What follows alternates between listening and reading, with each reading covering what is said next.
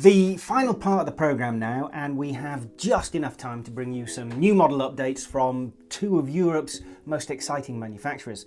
Since this is a South African programme, and since, as we saw in part one of this week's episode, SA is absolutely stuffed with some of the best adventure riders and adventure riding environments in the world, let's take a look at KTM's latest adventure bike upgrade, which involves the Austrian manufacturer's most hardcore middleweight weapon, the 890 Adventure R.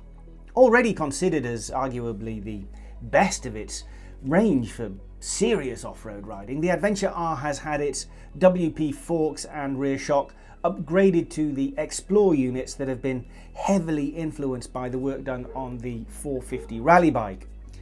There are changes to the cowling, front fairing and fuel tank to improve aerodynamics and ergonomics, and there's a lower windshield as well.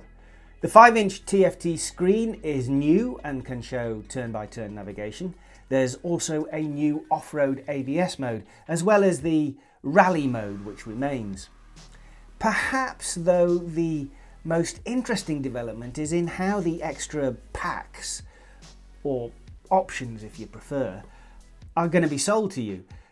KTM is well known for having many of its features unavailable in the base standard bike, and depending on the model, if you want an auto blipper down change, for example, or you want your bike to be able to wheelie, or you want to be able to adjust the traction control on the fly, or even the engine braking, then you need to fork out to have those features enabled, even though they're in the bike all the time.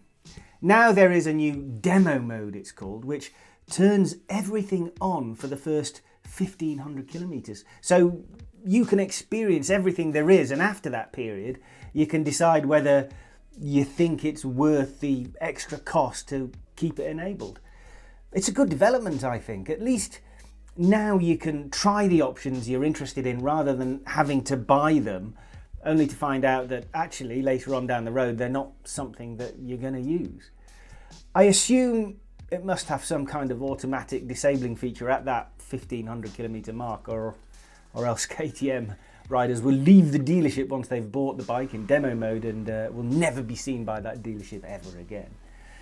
Okay, if you prefer red to orange, if you want a V-twin rather than a parallel twin, and a road bike rather than an adventure machine, then you might be interested in Ducati's new Monster SP.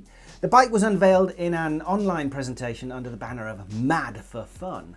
You may remember that I rode the new Monster towards the end of last year in Italy, but it did. It looked a bit cheap in places, particularly around the ends of those feeble-looking exhausts, which was a bit annoying considering it's not a cheap bike.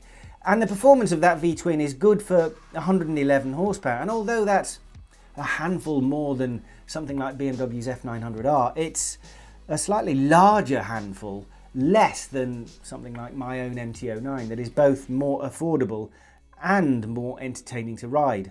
Well, perhaps this new SP version can remedy some of those complaints, or perhaps not. Nothing has been done to the engine. The upgrades that merit the SP designation are in the suspension, and basically that just means they're lighter and more adjustable thanks to Erlins, and the brakes that have been upgraded to Brembo's, has to be admitted, extraordinarily good Stylema calipers. A lithium battery and a much better looking Terminoni exhaust means that 2 kilos has been shaved off the overall weight of the Monster. Oh, and there's a new wet riding mode, because as we all know, Ducatisti love to wait for the heavens to open so that they can get their pristine SP Ducatis out to practice riding in the wet and cold, getting their pride and joy filthy in the process.